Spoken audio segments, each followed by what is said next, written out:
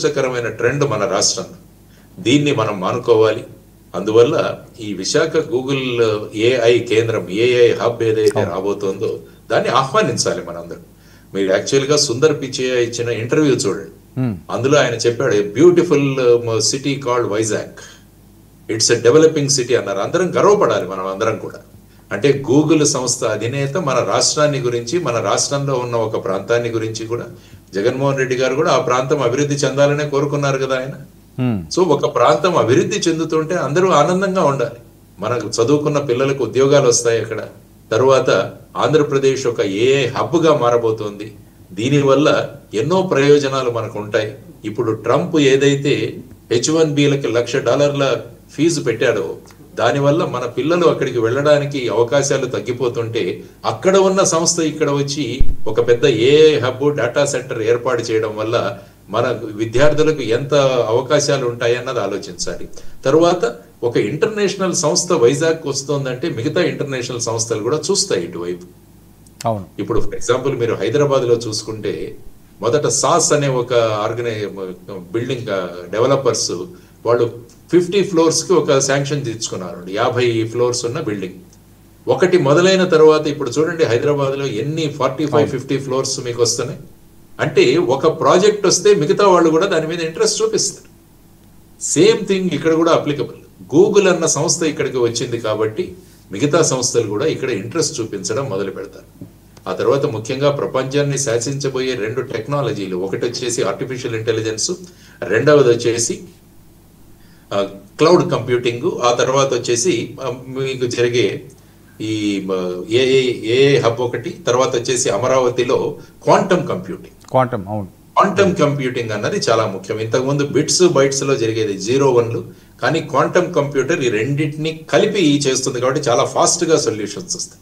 ఇప్పుడు చూస్తే మనకు అమరావతిలో క్వాంటమ్ కంప్యూటింగ్ హబ్ ఏదైతే ఐఐటి యొక్క డైరెక్టర్ ఎవరైతే ఉన్నారో, ఐ థింక్ శివకోటి గారు, ఆయన ఆధ్వర్యంలో క్వాంటమ్ కంప్యూటింగ్ తీసుకురావడానికి అక్కడ ఒక టాస్క్ ఫోర్స్ ఏర్పాటు చేశారు. ఆ తర్వాత గూగుల్ ఇక్కడికి వస్తుంది. సో ఈ రెండు కూడా మనం హర్షించాల్సిన విషయాలు.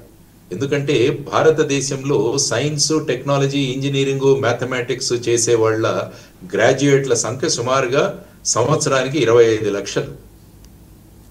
సో వీరికి మనము మంచి టెక్నిక్స్ గనక ఇప్పుడు టీచ్ చేయగలిగితే, ముఖ్యంగా ఆర్టిఫిషియల్ ఇంటెలిజెన్స్ కావచ్చు, లేకుంటే డేటా ఇంజనీరింగ్ కావచ్చు, క్లౌడ్ కంప్యూటింగ్ కావచ్చు, మోడల్ డిప్లాయ్మెంట్ కావచ్చు, లేకుంటే సైబర్ సెక్యూరిటీ కావచ్చు, వీటికి చాలా రిక్వైర్మెంట్ రాబోతుంది ఈ సెంటర్ వల్ల.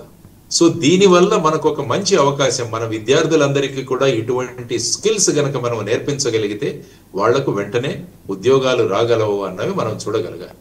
ఇప్పుడు ఈ data centre come AI hub వల్ల ఏం కాబోతుందంటే, మనకు అక్కడ ఉద్యోగాలు, అంటే కన్స్ట్రక్షన్ అప్పుడు ఉద్యోగాలు వస్తాయి, ఆ తర్వాత అది మెయింటైన్ చేసేటప్పుడు ఉద్యోగాలు వస్తాయి. ఆ తర్వాత ఏమవుతుందంటే, ఒక పెద్ద పరిశ్రమ ఎక్కడికైనా వస్తే దాని చుట్టుపక్కల చిన్న పరిశ్రమలు అభివృద్ధి చెందుతాయి. దానికి ప్రత్యక్ష ఉదాహరణ మనకు విశాఖపట్నం స్టీల్ ప్లాంట్. అన్ఫార్చునేట్లీ ఇప్పుడు అది ప్రైవేటీకరణ దిశగా వెళుతోంది, కానీ విశాఖపట్నం స్టీల్ ప్లాంట్ వచ్చిన తర్వాత ఆ చుట్టుపక్కల ఎన్ని యాన్సిలరీ యూనిట్స్ వచ్చాయో చూడండి, ఎంతమందికి ఇండైరెక్ట్ గా ఎంప్లాయ్మెంట్ వచ్చిందో చూడండి. అదే విధంగా ఈ ఏఐ హబ్ అన్నది ఇక్కడికి రావడం వల్ల అనేక నైపుణ్యాలు పెరుగుతాయి, ఈ నైపుణ్యాలు నేర్పించే సంస్థలు పెరుగుతాయి. ఆ తర్వాత మన కేబులింగ్ లో కూడా చాలా ఉద్యోగాలు వస్తాయి. ఇప్పుడు ఎయిర్టెల్ అనే సంస్థ మీరు చూసుకుంటే అది భారతదేశంలో అండర్ సీ కేబులింగ్ లో చాలా ఫేమస్.